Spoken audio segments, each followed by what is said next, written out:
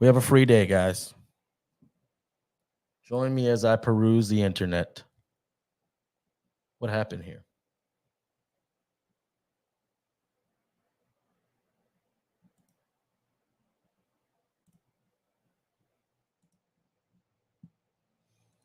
Join me as I peruse the internet.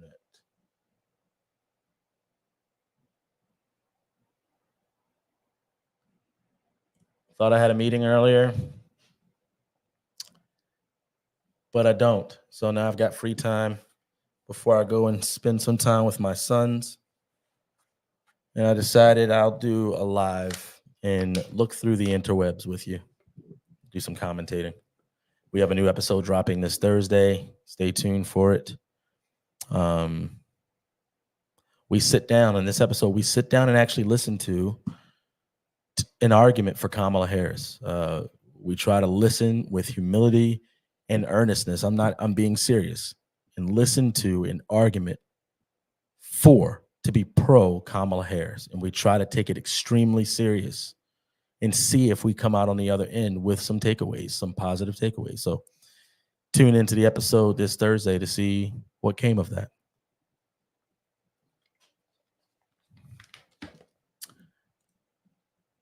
Tune in to see what came of that.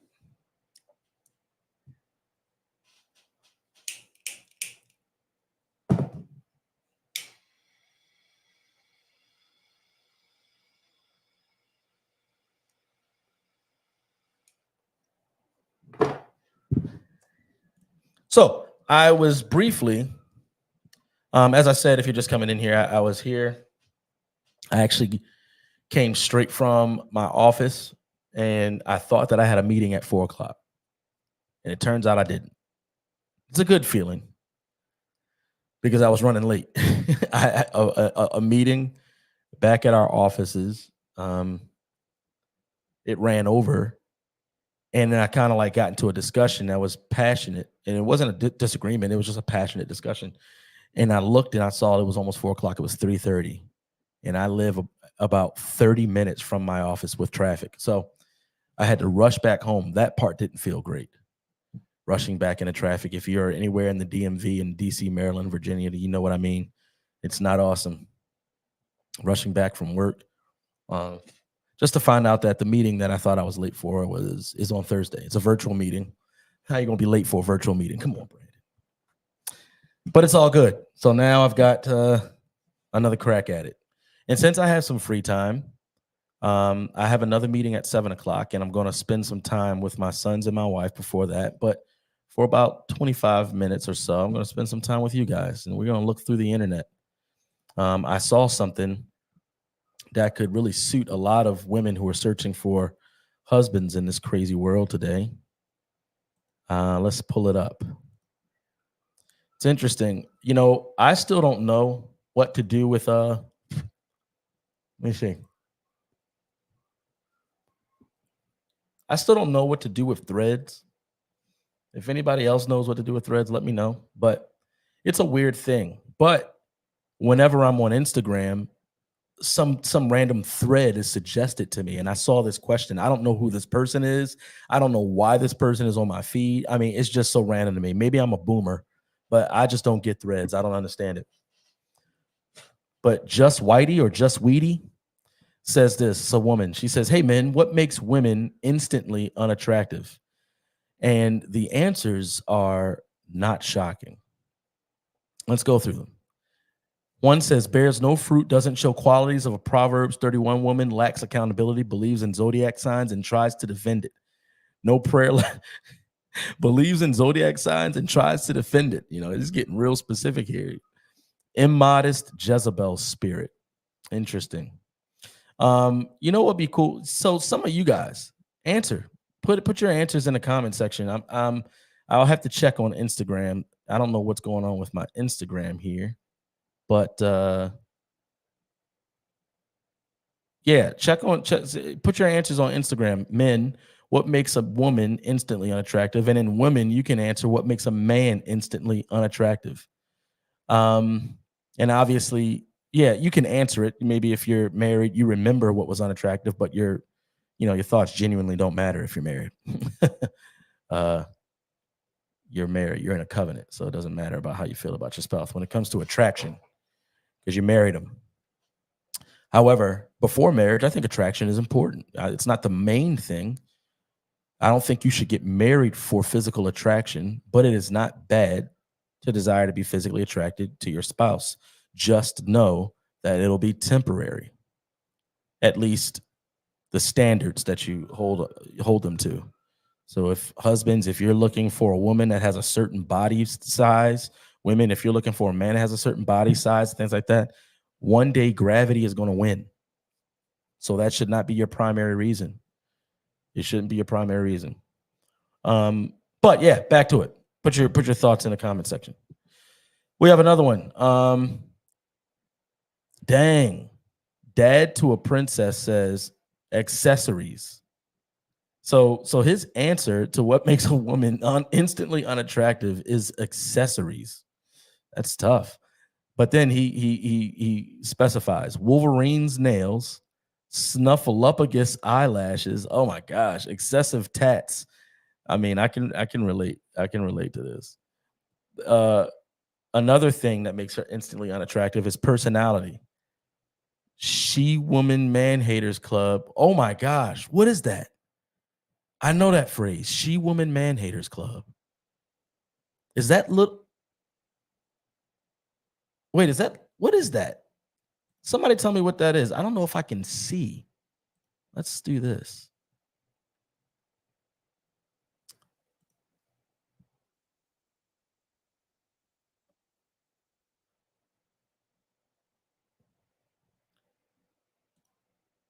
I wonder if I don't know what that is.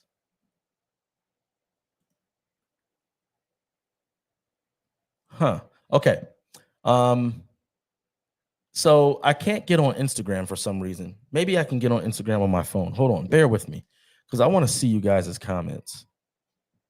I want to see your comments cuz obviously I can interact with your comments if you get on our YouTube channel. If you just get on our YouTube channel right now, I can interact with your comments.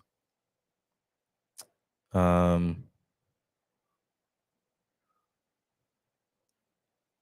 no, it's not showing that I'm live. Sorry, bear with me. Bear with me, guys. Bear with me. Yeah, I don't know what's going on here. Let me let me try to fix my Instagram because it's not showing that I'm live on Instagram, and I don't know. It says I'm live, so let me pull up Instagram real quick. I guess I am a boomer. And it says I'm live on here.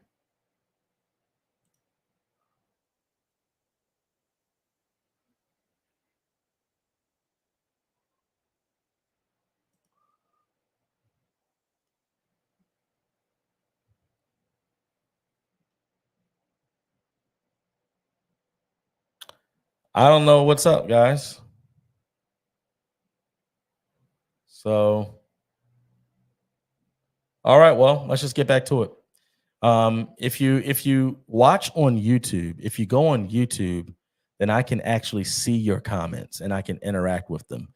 But it's hard for me on here to bounce back and forth onto Instagram to see if you're commenting on Instagram. So it's just a quick clip. Go to our profile on Instagram. Right here. Go to our profile on Instagram and go to the link in the bio. The link in the bio. And you can go to our YouTube page. See that link tree link? Go to that. You can go to our YouTube page and you'll see it. And you can just watch this on YouTube right on your phone. And you can comment and I can interact with your comments and things like that. But somebody tell me what She Man Woman Haters Club is. I feel like that's Little Rascals, but I can't remember. Somebody tell me. All right, let's get back to reading this thing. So this guy says accessories and personality, and some of the personality. Let me share it. Sorry.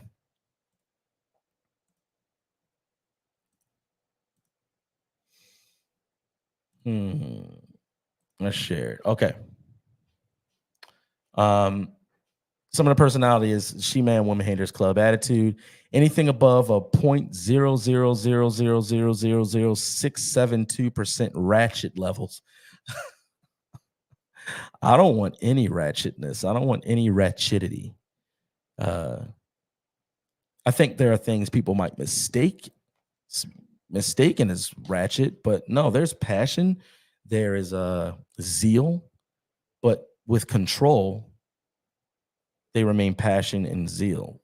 Lack of control, they become ratchetness, emotional. We're all emotional, but without control, you're ratchet. Physically attractive, that they have BBL clothes, body type mismatch, unnatural hair colors, pettiness, selections, second toe longer than big toe. Okay. Yeah, I get it. So this is under his petty category. The second toe is longer than the big toe. I think that's the case for a lot of people, isn't it? Anybody's second toe bigger than their longer toe? I mean, than their anybody's second toe bigger than their big toe?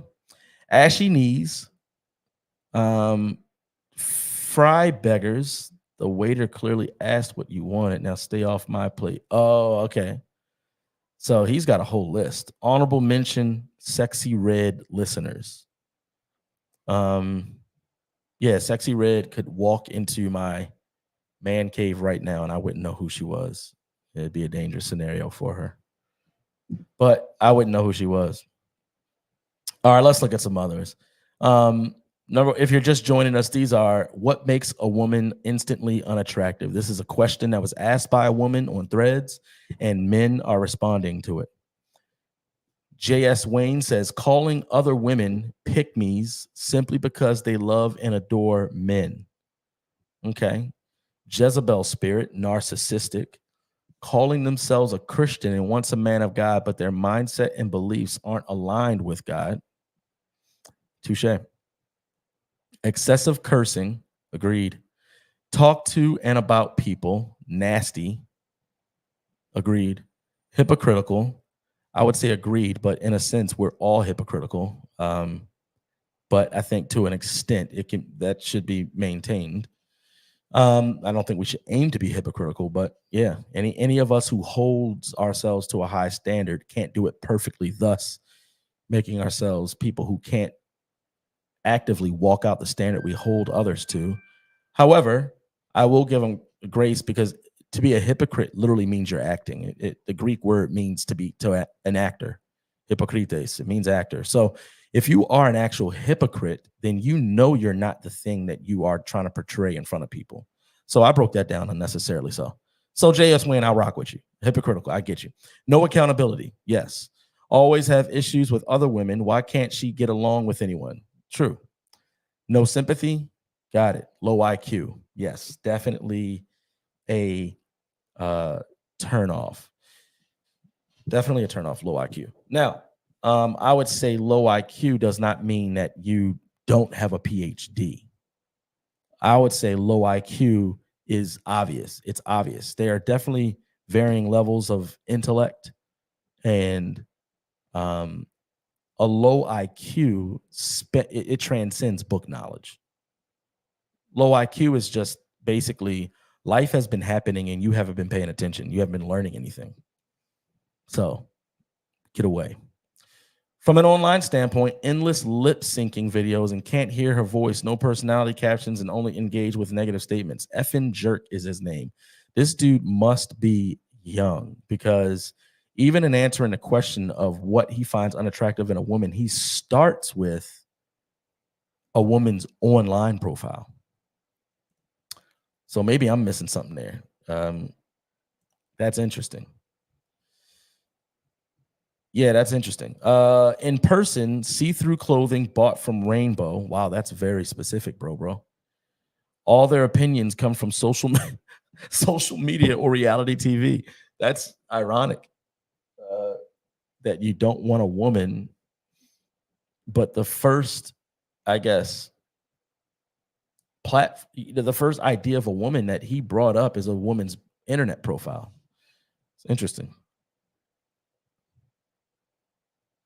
Oh, snap. So look at this. Check this out. So the person who this is why I don't get threads. I don't even know what it is. But this person, Just Weedy or whatever, this is her post. It says, "Hey men, what makes a woman instantly unattractive?" But then you scroll down and this person's response has this picture from a different woman with the exact same question saying, "Be brutally honest. What makes a woman instantly unattractive?" And obviously his answer was unoriginality. Oh, threads, the internets. You gotta love it. Let's keep going. Smoking, poor communication, laziness, non-believer in Jesus. Not in that order. I hear you, bro. Oh gosh, I'm not gonna read that, but that wouldn't be a woman. If she has a penis, it's not a woman. Somebody says the comment section has them rolling. Being a feminist, yeah, that's a big turnoff. Not born again, arrogant, doesn't respect, laziness, not industrious, dirtiness, poor hygiene. A woman who knows God, loves God, serve God with all the heart is sweet. Put beauty aside. Sneed Sea Dog said, "No hobbies, no intellectual curiosity, can't carry an intelligent conversation, absence of natural femininity." All right, okay, I've had enough of this. Now I think that there's some great points being made by some of the men in that comment section. Here's the thing. Here's a caveat. The men in that comment section have requirements as well. Their requirements as well. And I would say that to know and love the Lord is primary, the number one. It's the number one. I'm a Christian, obviously. If you don't know who I am and you're looking at this, thank you. Thank you for looking at this. Let me, should I put my name there? Maybe I should. There you go. We are Christian. Me and my brother who do this podcast, we're Christians. And so obviously that needs to be number one. You can't be unequally yoked, because to be unequally yoked means that you are actively walking in different directions with an active allegiance to different things. So to be wedded together is oxymoronic. You're opposing yourselves by getting married and not and having two different allegiances. So if you're a Christian, you cannot marry a non-Christian and have a flourishing marriage. You just can't. It's not even a marriage, to be honest with you. That's one. But the qualifications that these men are bringing up are a lot of qualifications of people that are left-leaning find attractive. So one thing that this logic can let us know that leftism will be filled with mostly women and emasculated men. And the right will be filled with a lot of men.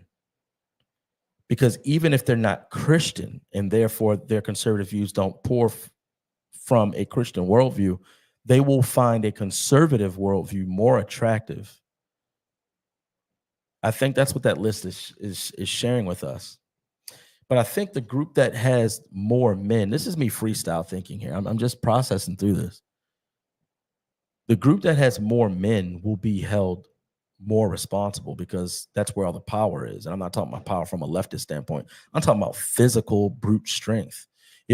That's why men in society are called to be protectors and preservers of what is good, because we have the ability to destroy. We can all destroy in our own way, but when it comes down to physicality and brute strength, men can destroy easier and quicker. That's why it's better to use your strength to preserve, protect, and at the very most, die rather than kill.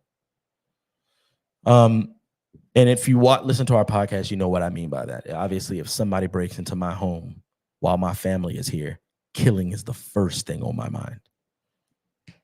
But it's going to be me that has to go do it. I'm not going to ask my wife to go do it, because if I get killed in the process, it's me who should die.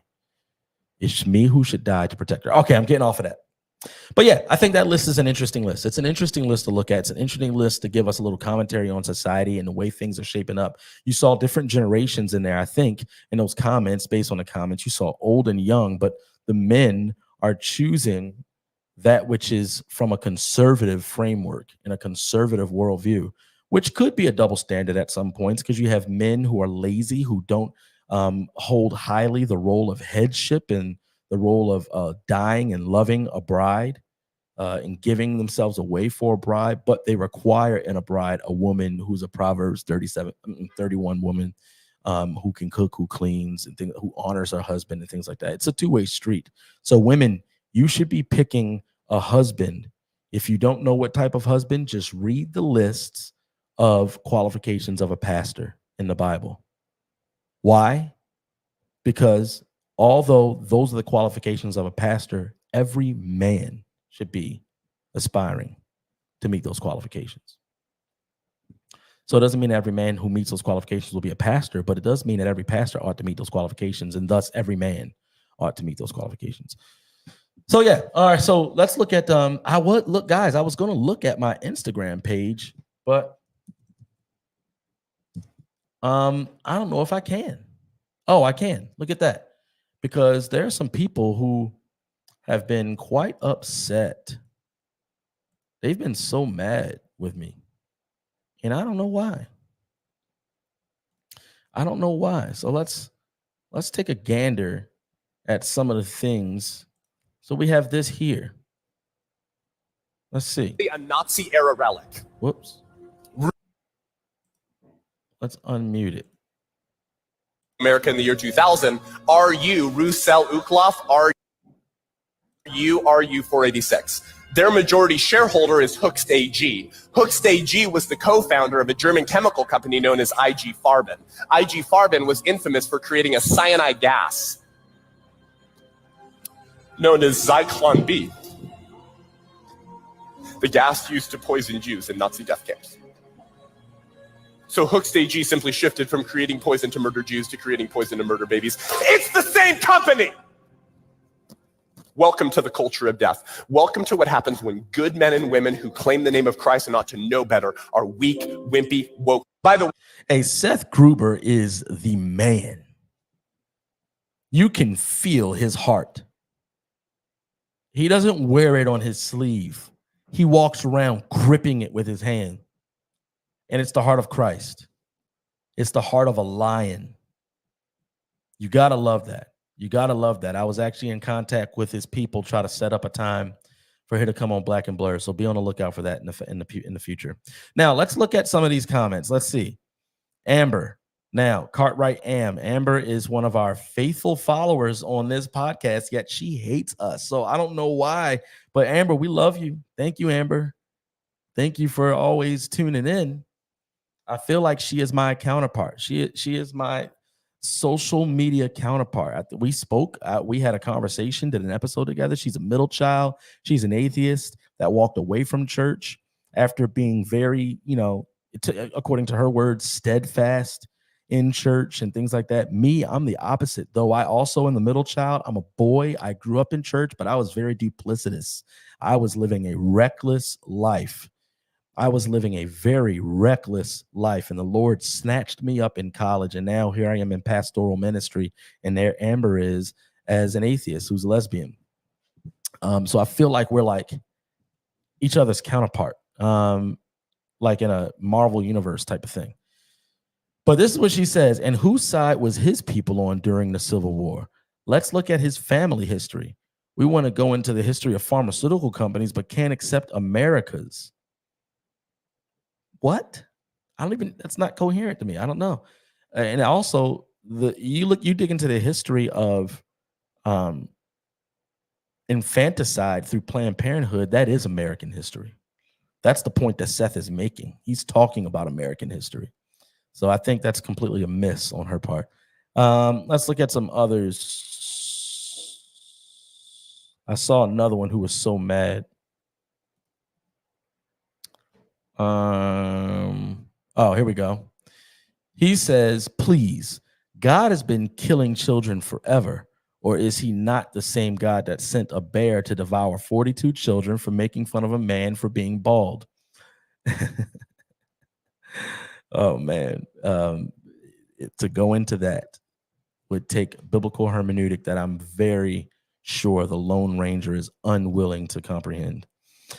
Is he also the same God that killed all the firstborn children in Egypt? or the one that destroyed Sodom and Gomorrah with no mention of how he saved any children that may have been there.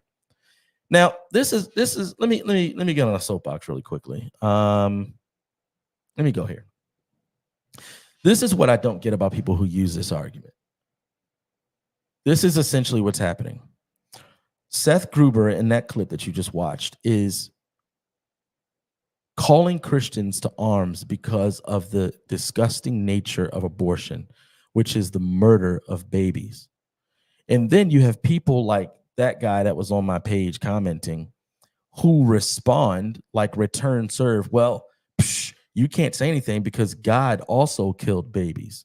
So before we get into that and how to even before we even address the validity of that statement, let's address the logic of it. Are you condemning God because killing babies is wrong? Do you believe killing babies is wrong? If that's the case, then why aren't you joining in the effort to stop babies from dying today? That's the first thing. The second thing, if you think killing babies is wrong, on what basis are you determining it to be wrong? You can't claim there is no God, or you cannot recognize the no God in its morality that flows from this God, because that would make God the standard of good. That's where we get our idea of good from. He is the standard. So if you don't want to recognize God, then you can't recognize evil. And if you can't recognize evil, there is no such thing as it being wrong to kill babies. Thus, you should have nothing to say about God in the Bible. It's self-defeating. But, people aren't thinking past that.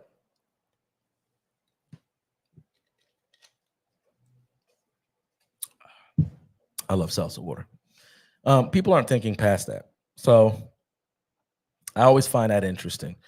And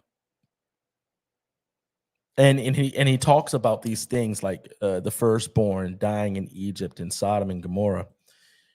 When people use arguments against God, if they're using the argument actually against the biblical framework of God, then that God needs to dwell within the prescribed authority revealed in that framework. What do I mean by that? I mean that you cannot loft up an argument against God for doing what he wants, because doing what he wants fits the biblical framework for God's jurisdiction.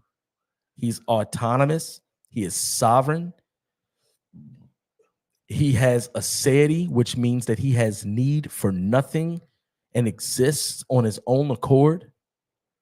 He is God. Also, within his jurisdiction is the origin and termination of life. He is the creator of life. Therefore, by definition, when he takes life, it's not called murder. The only reason we have the word murder is to prescribe to the action that which ought not have been done because it's outside of your jurisdiction to do. That's what murder is. It is prematurely and the usurpation of a life. Prematurely taking and usurpation of someone's life. You prematurely take one's life because it is not in your hands to take. And this is murder. And you also usurp the role of God by therefore determining who gets to live and who doesn't. That's the connotation of murder. Murder is predicated on the authority of life belonging not to humans. So it's just not a coherent argument. And people use it far too often when it comes to God. And all of that exists before we even dive into how to actually interpret those texts. But I don't get into that with people who make those arguments because they're not interested in biblical hermeneutics. They're not interested in interpretation. They're only interested in lofting some argument against God so that they can justify ignoring him and feel the temporary comfort they have in ignoring him now. But at the end of the day, we will all die, and you will face the judge of the cosmos. and you won't loft some frivolous argument his way. It'll be too late. So turn to Christ now. Turn to Christ now. All right, let's see what else is on here. I think that there were some things I saw. I forget. No, I don't. Okay, I think I've been on long enough. I need to go spend time with my family. I don't know what happened to Instagram, guys. If you guys think that, or if you guys weren't able to hear me on Instagram, I'm sorry. I don't know what happened. Something blanked out and it messed up. But I see a couple people on YouTube still. So yeah, when I do these things, always go to YouTube first. That's just the best option. Always go to YouTube first. Check out our new episode coming this Thursday. Check out our Patreon page. We've got sneak peeks and things like that from episodes that we've done over the past few weeks. We've got another Narrative Breakers episode with our uncle, my father's oldest brother.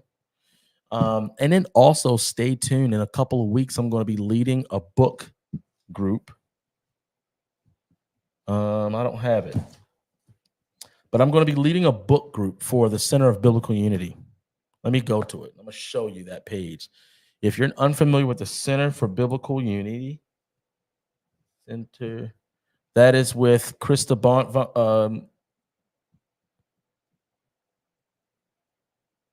Let me get this off of here.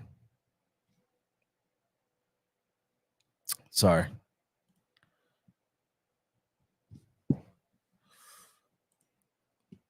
I'm going to be leading a sorry, I'm trying to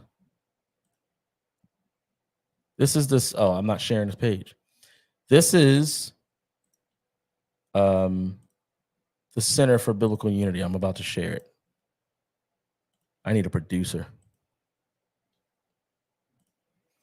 This is the Center for Biblical Unity. If you're not familiar, let me do it this way. There you go. It's Monique Dusan, Krista Bontrager, and I'm going to be leading a book study that they're hosting. And it's on Vodi Baucham's new book called It's Not Like Being Black. Let me see if they have it up here. Maybe they don't yet. But you can go on there. You can go. Here we go. Book clubs. There you go. Yes. So virtual book club begins September 2nd. That's mine. It's Not Like Being Black is what I'm walking through. There I am right there. I didn't know that this page existed. I'm glad that I just found that out. So yeah, you should register. Just go to the website and you can register right here for the book club. And basically it is 6 weeks of walking through 6 chapters of this book. It's Not Like Being Black, How Sexual Activists Hijacked the Civil Rights Movement. Registration is open now, and I'll be yours truly will be the discussion leader, and I'm going to post just discussion questions ahead of each class, and on Zoom we'll get together and have breakout times to discuss the book in all honesty and transparency. There are no rules. There is the only expectation for us to be respectful. But you can come and be vulnerable, be transparent without the fear of being called a bigot or whatever, or racist, whatever it is, because this is truly supposed to be a safe space and where we want the truth to reign. That's it. We don't want some group to be in power and some group not to be in power. We're not looking for any of that stuff. We're looking for the truth to reign, that we would all walk in it and flourish in it. So go to the Center for Biblical Unity and register for that. And I'm looking forward to actually doing that. All right, guys, that's it. That's all I got. That's all I got. Stay tuned. We'll be back on, and I'll do some more of these. Peace.